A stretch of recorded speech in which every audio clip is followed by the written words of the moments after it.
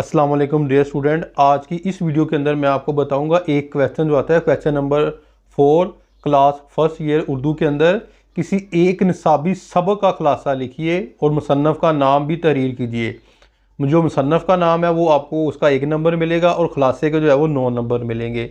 इसके अलावा इसका एक लहदा सियाको सबाक के हवाले से जो तशरीह करनी होती है वो लहदा क्वेश्चन आता है, लेकिन एक क्वेश्चन जो आता है उसका आपने खुलासा करना है और मुसन्नफ़ का नाम, ये 10 नंबर का सवाल होता है। और वो कौन कौन से असबाक ज़्यादा इंपॉर्टेंट हैं आपको इस वीडियो के अंदर बताऊंगा, यानी कि खुलासे के लिए। तो लेट्स स्टार्ट, शुरू करते हैं कि आपने कौन कौन से जो है वो असबाक के खुलासे करने हैं। नंबर 1, उसवाए हुस्ना सल्लल्लाहु अलैहि वसल्लम, अपनी मदद आप। फिर आपने करना है अदीब की इज़्ज़त। फिर आपने करना है जी चिराग की लो, दोस्ती का फल और आना घर में मुर्गियों का। ये मोस्ट इम्पोर्टेंट जो है वो खुलासे हैं असबाक के लिहाज से।